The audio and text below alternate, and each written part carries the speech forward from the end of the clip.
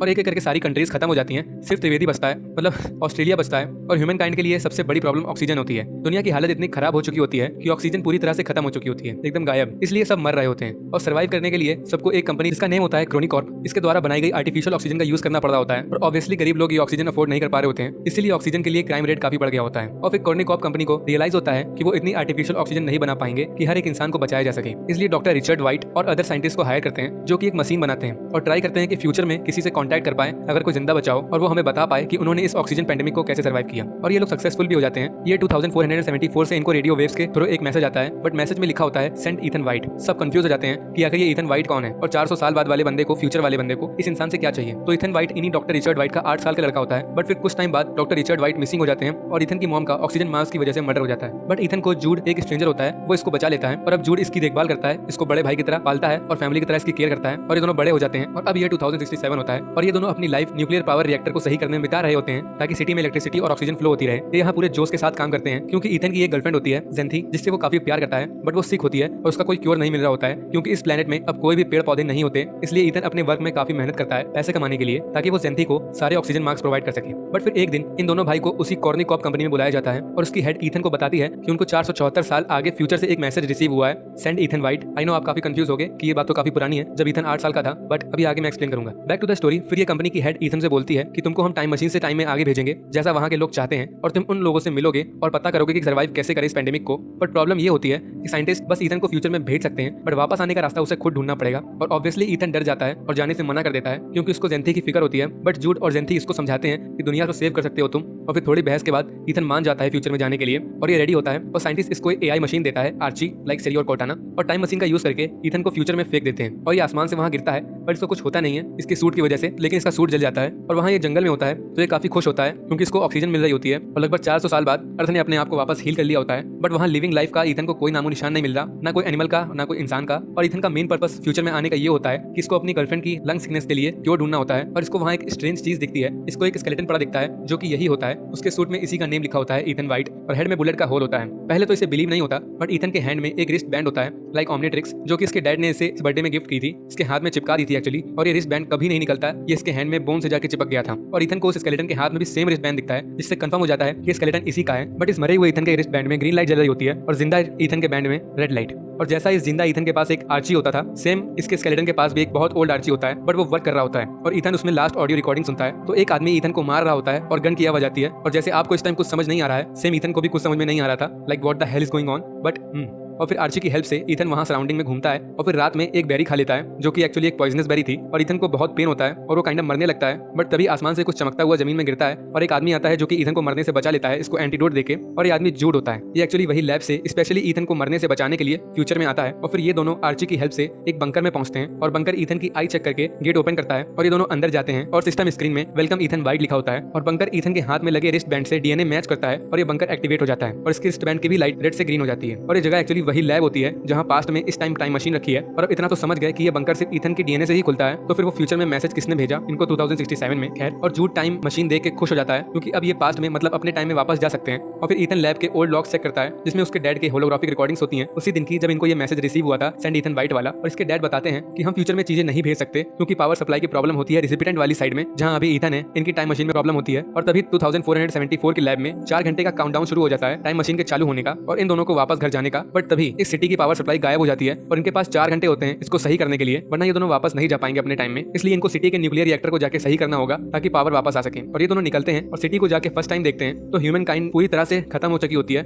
एक इंसान का नामो निशान नहीं होता है। और ईथन पहले जेंथी के क्लासरूम जाता है जहां इसकी वाइफ का स्केलेटन और उसके स्टूडेंट्स के स्केलेटन पड़े होते हैं, तो ईथन पूरी तरह से टूट जाता है। और एक्चुअली यहाँ से मोस्ट कंफ्यूजिंग चीज स्टार्ट होती है जब ईथन अपने सो कॉल्ड भाई से ही बहस करने लगता है, उस पर ही शक करने लगता है कि तुम यहाँ क्यों आए, कॉर्निकॉर्प कंपनी ने मेरी जान बचाने के लिए कोई मेडिक या कोई सोल्जर क्यों नहीं भेजा, उन्होंने तुमको क्यों भेजा। और फिर ईथन फिर से उस आर्ची की रिकॉर्डिंग सुनता है तो इसको रियलाइज होता है अदर पर्सन जो ईथन को गोली से मार देता है वो एक्चुअली जूड की ही वॉइस होती है और जूड को कोई आइडिया नहीं होता है कि यहाँ क्या चल रहा है। और जूड गन निकाल के ईथन के ऊपर तान देता है। अब ये गन कहाँ से आई, really what the hell is going on. But Jude Ethan से बोलता है कि वो गन तुमको मारने के लिए नहीं बल्कि तुम्हारी प्रोटेक्शन के लिए यहाँ लाया है। और वो बोलता है कि हम दोनों ब्रदर्स हैं जब से तुम्हारे पेरेंट्स मर गए। तो ईथन कन्विंस हो जाता है और फिर ये दोनों वापस अपने टारगेट पे फोकस करते हैं और पावर सेंटर की तरफ जाते हैं और थोड़ी प्रॉब्लम्स के बाद पावर सप्लाई सही कर देते हैं। और वापस आने के बाद इन दोनों भाई में फिर बहस होने लगती है क्योंकि ईथन को एक ही चीज खटक रही होती है कि उसकी बॉडी, डेड बॉडी अभी तक यहाँ क्यों है। ईथन को ऐसा लग रहा होता है कि ये फेट है और इसका मरना तय है जूड के हाथों। बट जूड का स्टिल यही कहना होता है कि तुम पॉइजन से मर ही गए थे, बट मैंने तुम्हें आके बचाया, तो फेट को धोखा दे चुके हैं हम। लेकिन ईथन का कहना होता है कि अगर फेट को धोखा दे चुके हैं हम तो उसकी डेड बॉडी को यहाँ से गायब हो जाना चाहिए। मतलब हम सब जो कर रहे हैं वो ये मरा हुआ ईथन कर चुका है और एट लास्ट में मैं भी मर जाऊंगा और ह्यूमन काइंड भी खत्म हो जाएगी, क्योंकि इन दोनों को यहाँ कोई इंसान नहीं दिखा था और उस इंसान का भी पता नहीं चला था इनको जिसने सेंड ईथन वाइट का मैसेज पास में भेजा था। और फिर ईथन और ओल्ड लॉग्स चेक करता है जिसमें इसको पूरी सच्चाई दिखती है कि डॉक्टर वाइट समझ जाते हैं कि कॉर्नी कॉप की हेड के इरादे दुनिया बचाने की नहीं है, इसको सिर्फ अपनी और अपने कुछ लोगों की फिक्र है और इसलिए वो फ्यूचर में जाके न्यू लाइफ शुरू करना चाहती है। और डॉक्टर वाइट उसके प्लान में साथ देने से मना कर देते हैं और ये हेड डॉक्टर वाइट को मार देती है और ईथन की मॉम को भी मरवा देती है। और जूड एक्चुअली में कॉर्नी कॉप के लिए ही काम करता था और इसको ईथन का गार्डियन बना दिया गया था ईथन के पेरेंट्स के डेथ के बाद और केयर करने के लिए बोला गया था, क्योंकि ये कॉर्नी कॉप की हेड जानती थी ईथन ही इन सबकी की है, उसी के डीएनए से लैब ओपन होगी। और ये देख इन दोनों भाई की काफी लड़ाई होती है और ईथन अपना प्लान बदल देता है यहाँ से वापस पास्ट में जाने का। और फ्लैशबैक में पास्ट के 2067 का सीन दिखाते हैं कि कॉर्नी कॉप की हेड रेडी होती है ईथन के वापस आने के लिए और उसने कुछ लोग जमा कर लिए होते हैं जिनको ये फ्यूचर में ले जाने के लिए तैयार कर रही होती है और अपना तो खुद जाती है। और इसका प्लान था जब ईथन यहाँ आएगा तो उसको गोली मार देंगे और हम फ्यूचर में चले जाएंगे। बट इस टाइम ईथन काइंडा समझ गया था कि अगर ये वापस गया तो वो लोग मुझे मार देंगे। बट जूड का कहना होता है वापस चलो, और अब जूड ईथन पे गन तान देता है तो मारना ही वाला होता है क्योंकि वो प्लान के हिसाब से नहीं चल रहा होता। बट ईथन जूड के लिए सच में छोटे भाई जैसा होता है और ईथन बोलता है कि हम दुनिया बदल सकते हैं, इसलिए जूड अपने आप को रोकने के लिए अपना ही भेजा उड़ा देता है ताकि वो ईथन को कुछ न कर सके। और ईथन जाके स्क्रीन पे वही मैसेज टाइप करता है, सेंड ईथन वाइट। जी हाँ, जिस आदमी को ये ढूंढ रहा था जिसने ये मैसेज भेजा होता है वो एक्चुअली यही होता है, इसी ने पास्ट में वो मैसेज भेजा था। आप सबने डार्क देखी होगी, पास्ट फ्यूचर प्रेजेंट सब कनेक्ट होते हैं और ये अपने आप को वापस अपने टाइम में भेजने की जगह पेड़ पौधे वापस पास्ट में भेज देता है और वो रिकॉर्डिंग भी भेजता है जिसमें ये हेड मिस्टर वाइट को मार रही होती है और अपनी गर्लफ्रेंड के लिए क्योर भी भेजता है और अपना फ्यूचर में अकेला रह जाता है और अपने भाई को बरी करता है। और तब इसे रियलाइज होता है कि यहाँ बटरफ्लाई आ गई है, मतलब लिविंग थिंग, और इसकी डेड बॉडी का स्केलेटन भी अपने आप गायब हो जाता है और ये भाग के उसी जगह जाता है जहाँ पहले सिटी तबाह दिख रही थी, बट अब वहाँ पर एकदम न्यू सिटी होती है और पूरी डेवलप हो चुकी होती है और ये 2474 होता है तो बहुत ज्यादा डेवलप हो चुकी होती है और मूवी इसी पॉइंट में खत्म हो जाती है। अब मुझे पता है कि बहुत कंफ्यूजन होगी तो मैं पूरी एंडिंग को शॉर्ट में और रियल फॉर्मेट में क्लियर कर देता हूँ। छोटा ईथन और उसके पापा डॉक्टर वाइट, इन दोनों की फादर सन रिलेशनशिप बड़ी अच्छी होती है, बट डॉक्टर वाइट के पास और भी काम होते हैं लाइक टाइम मशीन बनाने के और फ्यूचर में लोगों से कॉन्टैक्ट करने के, और ये सक्सेस भी हो जाते हैं। बट जब फ्यूचर से इनको फर्स्ट मैसेज आता है कि सेंड ईथन वाइट तो डॉक्टर टेंशन में आ जाते हैं और सबसे पहले जाके अपने बेटे के हाथ में वो रिस्ट बैंड चिपका देते हैं ताकि यही उस लैब को एक्टिवेट कर सके। और फिर इसकी फैमिली को मार देते हैं कॉर्नी कॉप कंपनी वाले, क्योंकि मिस्टर वाइट उनके साथ काम करने से मना कर देते हैं। और ईथन अब इस कंपनी के लिए सबसे ज्यादा इंपॉर्टेंट होता है, इसलिए जूड को ये लोग ईथन की परवरिश के लिए असाइन करते हैं और वो इसको सेफ रखता है। और फिर जब वो बड़ा हो जाता है तो उसे टाइम मशीन से फिर फ्यूचर में 474 साल बाद भेजा जाता है ताकि वो इनकी हेल्प कर दे। बट एट लास्ट ईथन को समझ आ जाता है कि कॉर्नी कॉप के रियल इरादे कुछ और हैं और ईथन को प्लान के हिसाब से वापस आना होता है पास्ट में, बट ये नहीं जाता और जूड अपने आप को ईथन को मारने से रोकने के लिए खुद की जान ले लेता है। और अब बात आती है कि ईथन का स्केलेटन वहाँ क्यों था और वो कहाँ गायब हो गया। तो मेरी थ्योरी के हिसाब से कि उस कॉर्नी कॉप की हेड ने बोला था कि जब ईथन टाइम मशीन से इस टाइम में वापस आए तो उसको शूट कर देना और यहीं छोड़ देना और हम सब फ्यूचर में न्यू लाइफ स्टार्ट करने चले जाएंगे। तो एक अल्टरनेट रियलिटी के बारे में सोचो कि अगर ईथन प्लान के हिसाब से पास्ट में यानी 2067 में वापस आ जाता तो ये लोग सबसे पहले उसको शूट कर देते और यहाँ छोड़ देते। तो ऐसा ही हुआ था, एक फ्यूचर वाला ईथन पास्ट में चला गया था और उसको शूट करने के बाद इन लोगों ने यहीं छोड़ दिया था, इसलिए उसका स्केलेटन यहीं पड़ा था 400 साल बाद भी, क्योंकि मूवी में कहीं भी ये कंफर्म नहीं किया गया है कि जूड ने ही ईथन को मारा था।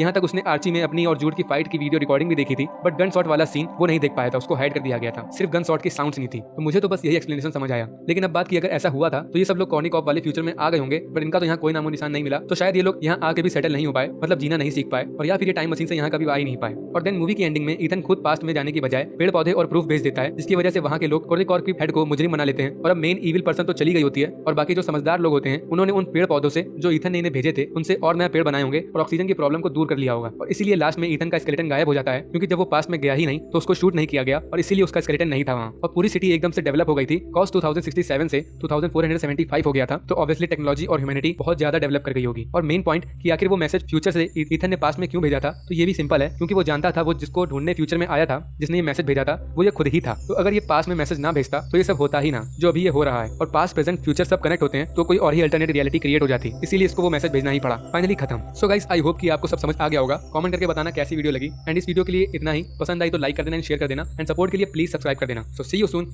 Bye bye.